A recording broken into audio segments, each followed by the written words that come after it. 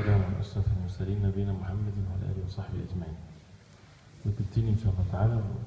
We'll spend less time with the book of Shaykh Sunnah, and then we'll spend more time with the ahkam of Siyam, ruling of fasting, since we're approaching the month of Ramadan.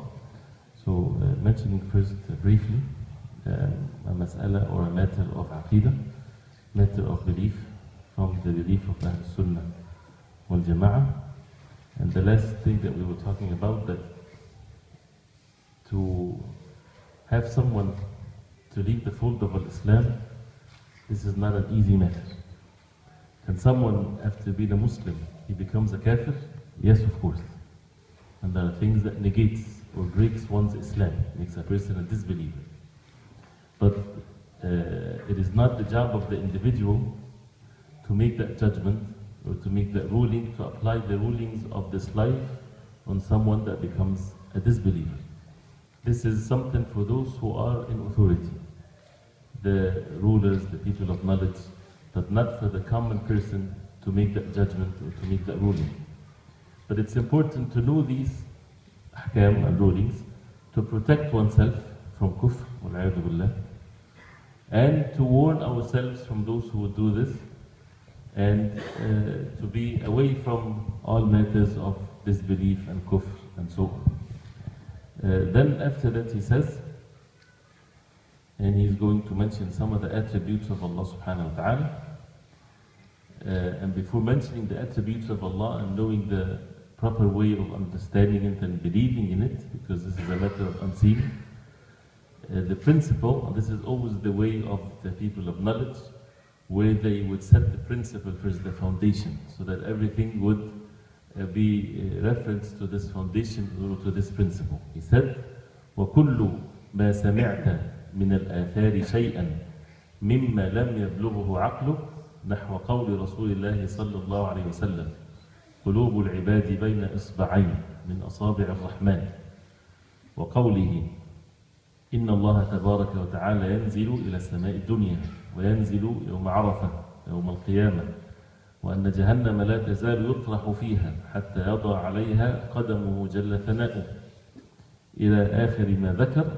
He says هذه الأحاديث فعليك بالتسليم والتصديق والتفويض والرضا ولا تفسر شيئا من هذه بهواك فإن الإيمان بهذا واجب فمن فسر شيئا من هذا بهواه أو رده فهو جهمي إلى آخر ما ذكر. This is a very detailed subject, and it talks about the attributes of Allah subhanahu wa ta'ala and the hadith of the Prophet sallallahu alayhi wa sallam that mention some of these attributes. And he says, وَكُلُّ مَا سَمِعْتَ, all of what you would hear from the athar, from the hadith of the Prophet sallallahu alayhi wa sallam, anything that your aql, your reason, your intellect is not able to comprehend it.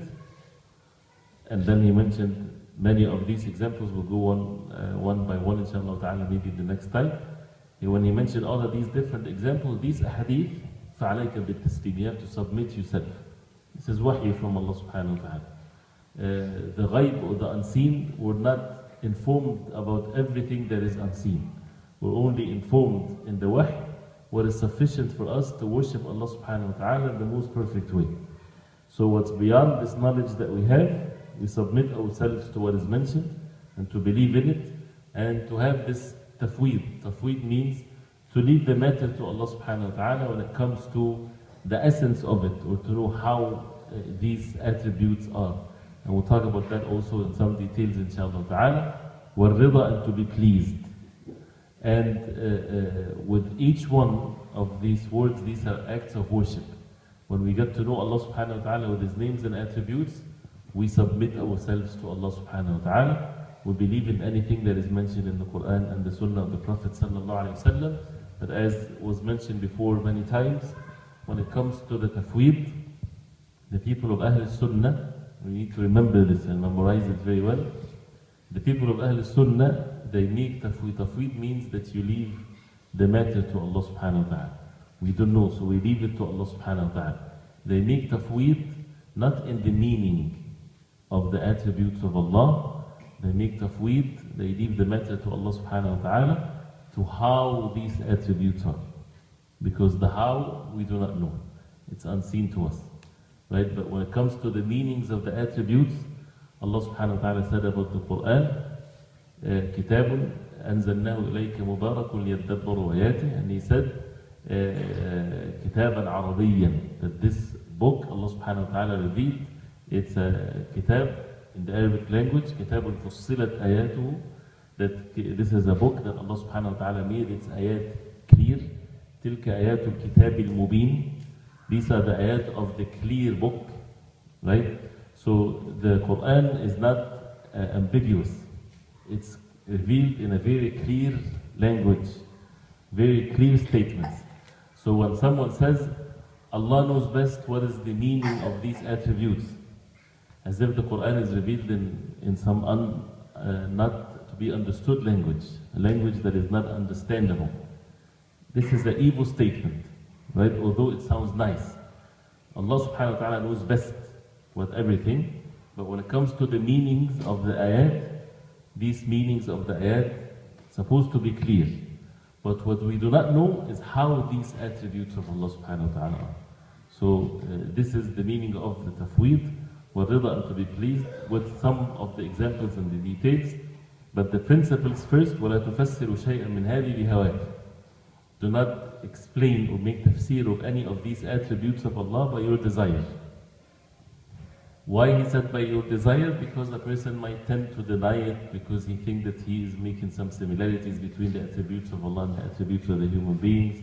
Or the desire might be the person will make it similar to the attributes of the human beings. Getting into it without knowledge with desire. فَإِنَّ الْإِيمَانَ بِهَذَا وَاجِبٌ. To believe in all of the attributes of Allah subhanahu wa ta'ala is wajib, is mandatory. فَمَنْ فَسَّرَ شَيْئًا مِنْ هَذَا بِهَوَاءَ أَوْ رَدَّهُ فَهُوَ جَهْمِيٌّ. Whoever explained these attributes according to his desire or rejected it, then he is Jahmi. He followed the Jahmiyyah, this evil sect, those who denied the names and attributes of Allah subhanahu wa ta'ala in its totality, completely. That's why the Jahmiyyah, they were kuffar, they were not Muslimin, because they denied the Quran. But what he refers here to, meaning, and this is something the ulama mentioned a lot in the past, when someone would do something like a deviant sect, so they would call him like this, but not necessarily that he is one of them. So that he's like the Jahmiyyah in this subject of the sifat or the attributes, even though he's not in that extreme level of denying the attributes of Allah subhanahu wa ta'ala. And then we'll go back again to mention just one example, and then we go to the Ahkam al-Siyam. And these ahadith, you know, when you read about the ulama, when they say the normal person should not be involved deeply in these matters. أمروها كما جاء. You let it pass like the way it comes, without getting oneself into dealing with it with deep thinking and trying to get the essence of things. No, this is wahy from Allah subhanahu wa ta'ala. So when the Prophet ﷺ, the first example, he said, قلوب العباد بين إصبعين من أصابع الرحمن. The hearts, and people have problems with translation, because when they translate, they would be shocked by the meanings of similarities between Allah and His creation. So they leave it as it is and they say Allah knows best what it means. No, the words in Arabic mean something. It doesn't matter whether you say it in Persian or in Arabic, it has a meaning. So the one that is listening to this in Arabic can understand the meaning of it, right? So if there's a shock, if a person is hearing this in English, then there's a shock in a person hearing it in Arabic, right? There's no difference.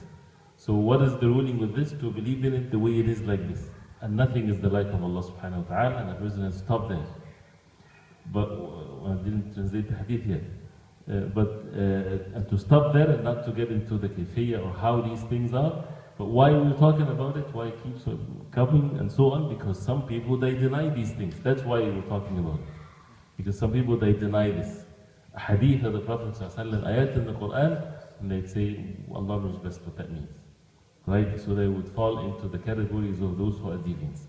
So this first hadith, قلوب العباد, the hearts of the people, بين إصبعين أصابع الرحمن, between two fingers of the fingers of Ar-Rahman, Allah subhanahu wa ta'ala. Right? So this is from the attributes of Allah. We know the meaning of what is being said, right? But we don't know how these things are, how this attribute is. And we say nothing is the like of Allah. So nothing should come in one's imagination because Allah subhanahu wa ta'ala is not according to what people think. Because nothing is the like of Him, right? But we know what this word means, right? And it's not resembling or similar to that of the fingers of the human beings, for example, or this or that, right? So we leave it the way it is. But we understand the meaning of it, no similarities, no denying it, right? And one of the very simple principles, if someone falls into this issue of resemblance, like when they say, for example, Yadullahi fawqa aydihim, the hands of Allah subhanahu wa ta'ala says the hands of Allah is over their hands. So they say the hands here means the qudra, means the power of Allah. Power of Allah is over their power, right? So they make ta'wil, they made twist the meaning, change the word so that it doesn't, because they feel so bad to say it like this. Because they think that they are falling into the tajseem or making resemblance or similarities. And they would accuse the people of Ahl Sunnah that they are people mujassima. They make resemblance of Allah subhanahu wa ta'ala, similarity to His creation, and this is a lie. Ahl Sunnah, they don't do that. They run away from this. They're not making similarities between Allah subhanahu wa ta'ala and His creation. Nothing is the like of Allah. But we do not deny what is mentioned in the Quran and the Sunnah of the Prophet ﷺ. How these attributes, Allah knows best how these attributes. So, to refute this, as the ulama they say, if they say the hand means al-qudra, right, means the power, then go look at the ayat in the Quran, and the biggest alim among them would never be able to respond to this one. You go to all of the ayat in the Quran, and every ayat that has the word yad, or hand of Allah subhanahu wa ta'ala, put the qudra there. See how it makes sense? Because if they say it means qudra, it means the power of Allah. In this ayah, Yadullahi fawqa aydihim, the power of Allah is over their power. If someone would say, okay, for the sake of argument, so let's look at another ayah. What's another ayah that says the name, the attribute of Allah subhanahu wa ta'ala that has the yad, for example? Anybody remember an ayah that has Yadullah?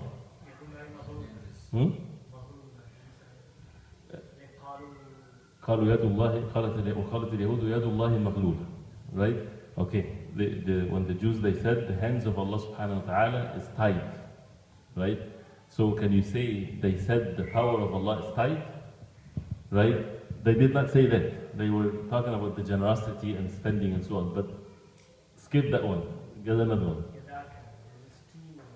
Now, when Allah subhanahu wa ta'ala said to Iblis, why did you make sujood? لِمَا خَلَقْتُ بِيَدَيْ, right? Why did you make sujood to what I created by my two hands? Muthanna, two mentioned. So can they put the qudra there? Can they say, since the hand means the qudra, the power, can they say the ayah means, why didn't you make sujood to what I created by my two powers? Doesn't make sense, right? And it's wrong, of course. And who said that this is the tafsir of it? Where did they come up with this? Did the Prophet ﷺ say that? No. Any of the Sahaba radiallahu anhum said that? No. When the Quran was revealed to the Prophet ﷺ, did they say this? No. When the Prophet ﷺ made the tafsir of the Quran to the Sahaba radiallahu anhum, they understood the Quran very well. And he recited it like this, and they took it like this. And if you go further even, any ayat also that has yad, لتكون كلمة الله العليا. Now, anything else?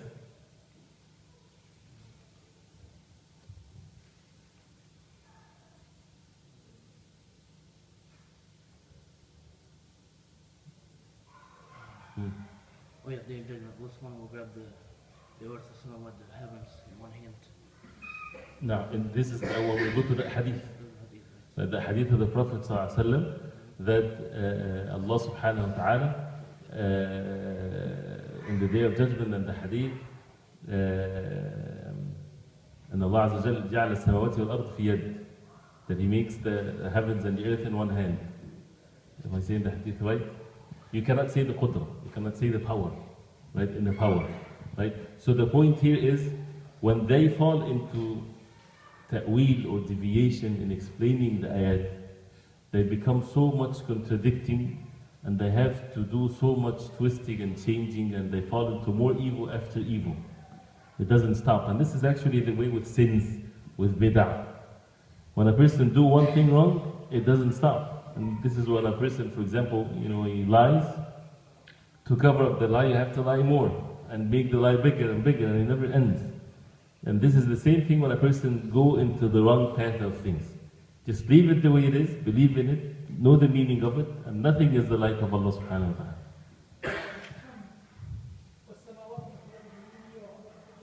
نعم والسماوات مطويات بيمينه جزاكم الله خير. That Allah subhanahu wa ta'ala says that ويوم ينفخ في الصور فصعق من في السماوات ومن في الأرض إلا من شاء الله ثم نفخ فيه أخرى فإذا هم قيام ينظرون. الآيات والسماوات مطويات بيمينه. That the heavens, the samawat, the skies are folded by His right hand subhanahu wa ta'ala. Right? This is biyamini. Right? So it's not by the power. Right? This is exactly clearly mentioned like this. So to leave the matter like this is the belief of the people of Ahl-Sunnah from the time of the Prophet ﷺ. Why these things came about? When philosophy get into the picture and people start translating the books of the Greeks and so on, and they start wanting to get into to explain things with their own desires, as we heard, and so on. And this was not the case at the time of the Prophet ﷺ. And one other example, إن الله تبارك وتعالى ينزل إلى سماء الدنيا. The hadith of the Prophet ﷺ in Sahih Muslim, that Allah subhanahu wa ta'ala descends in this dunya sama, in the sky, the sama dunya, every night. في الثلث الآخر من الليل, in the last third of the night, and He would say subhanahu wa ta'ala هل من سائل فأعطيه هل من مستغفر فأغفر له. Is there anyone that is asking so that I can give him? Anyone that is seeking forgiveness so that I would forgive him? Right? So there is attribute of a nuzul. There's an attribute of descending. Nothing is the like of Allah subhanahu wa ta'ala, and He is the all-seer, the all-hearer, the all-seer, subhanahu wa ta'ala. But we know the meaning of yanzil. We know the meaning of descending. Right? How? Allah knows best. And then, as he said, after mentioning these ahadith, when we submit ourselves, when we believe, when we make the tafweed of Allah knows best how these things, and to be pleased, وَلَا تُفَسِّرُ شَيْئًا, and do not get into the tafsir of the matters with your desire. If this, therefore is this, and so on and so forth. Allah subhanahu wa ta'ala is able to do all things, and nothing is the like of Allah subhanahu wa ta'ala. So to believe in it and not to deny it. So when they deny it and they say, it refers to the mercy of Allah. Right? Where did that word come from? They come from their own desires. Even if their desires is to exalt Allah subhanahu wa ta'ala because of the love of Allah subhanahu wa ta'ala, this is something else, but this is deen. And the deen is to be explained by what Allah subhanahu wa ta'ala revealed and the Prophet sallallahu alaihi wasallam explained. And this is, by the way, the ways, and this is what another amazing thing. This is the way of all the imam that is well known. The Sahaba radiallahu anhum like this, the Tabi'een, Tabi'een, Imam Abi Hanifa, Imam Malik, Imam Shafi'i, Imam Ahmad. This is their aqidah and the asma' wa sifat like this. So why people would follow the madhab of Imam Malik, Imam Abi Hanifa in the fiqh, but not in the aqidah? This is a very strange thing. Right? Was Imam Abi Hanifa or Imam Malik or Imam Ahmad Shafi'i, they were deviated in matters of aqidah and they were good in matters of fiqh? How can you trust them with fiqh but not in aqidah? This is a very strange thing. Right? When, especially in the subject of al-asma' wa sifat, their words are very clear in this. So anyway, we'll stop here inshallah ta'ala. وَيَنْزُلُ يَوْمَ عَرَفَةٍ, Allah subhanahu wa ta'ala comes down on the day of Arafah. So this is with this point of, we'll continue inshallah ta'ala with the same meaning.